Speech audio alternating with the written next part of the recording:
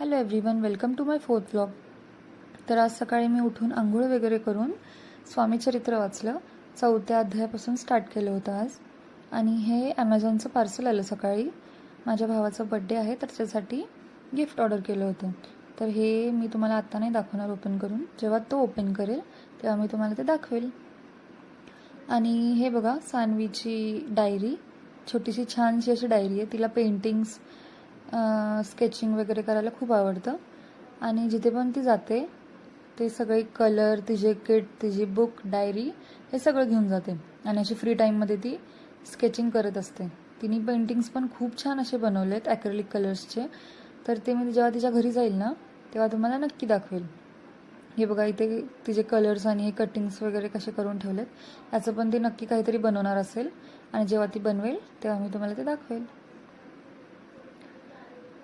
आणि त्याच्यानंतर मी बाल्कनीमध्ये गेले तर मनी प्लांट्सचे जे येलो लीफ होते ते काढले आणि थोडंफार क्लीन केलं. तर मला सगळे असे विचारतात की तुझं मनी प्लांट इतकं असं ब्लूम कसं असतं, नाहीतर कोणाकोणाचं वरून अजिबात लीफ दिसतच नाहीत आणि फक्त खालीच असे खूप सारे पान असतात आणि वरती पूर्ण रिकामच असतं.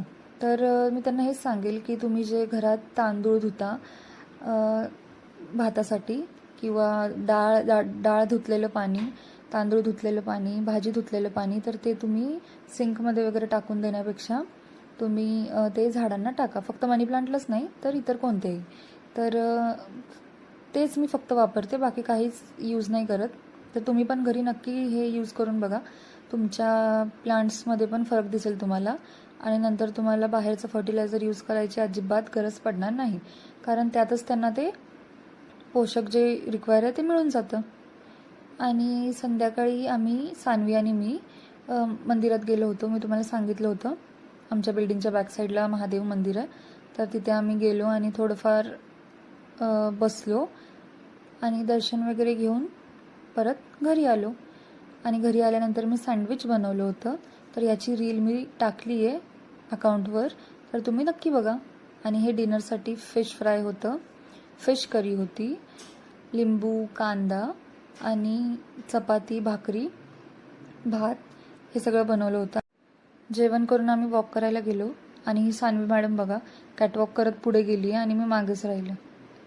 तर आजच्यासाठी एवढंच. मी ब्लॉग इथेच एंड करते. Thank you so much for watching. Bye.